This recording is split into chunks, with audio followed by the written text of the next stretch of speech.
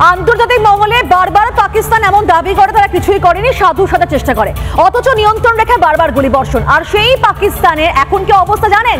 তাদের কাছেই নেই পর্যাপ্ত অস্ত্রশস্ত্র। এই মুহূর্তে যে খবর জানাচ্ছি আপনাদেরকে, পাকিস্তানের কাছেই নেই পর্যাপ্ত অস্ত্রশস্ত্র। ভারতের সঙ্গে মাত্র 4 দিন লড়তে পারবে পাকিস্তান। সূত্র মারফত যে খবর পাওয়া যাচ্ছে, সমরাস্ত্রের সংকটে একেবারে জেরবার পাকিস্তান। পাক সেনা কর্তাদের বৈঠকে আলোচনা হয়েছে এবং অর্থ সংকট নিয়ে আলোচনা এবার পাক সেনা কর্তাদের। সূত্র মারফত এই সমস্ত খবরগুলো পাওয়া যাচ্ছে, যেখানে জানতে পারছি আমরা যে পাকিস্তানের কাছে নেই পর্যাপ্ত অস্ত্রশস্ত্র। আর যা অস্ত্রশস্ত্র রয়েছে তা নিয়ে 4 দিন, মাত্র 4 দিন লড়তে পারবে পাকিস্তান। অর্থাৎ সামরিক দিক থেকে পাকিস্তান যে কোনোভাবেই তুলনা হয় না ভারতের সঙ্গে, অত্যন্ত দুর্বল একটি রাষ্ট্র।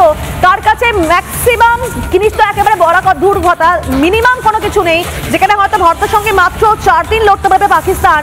সমরাস্ত্রের সংকট রয়েছে, একবার জেরবার অবস্থা পাকিস্তানে।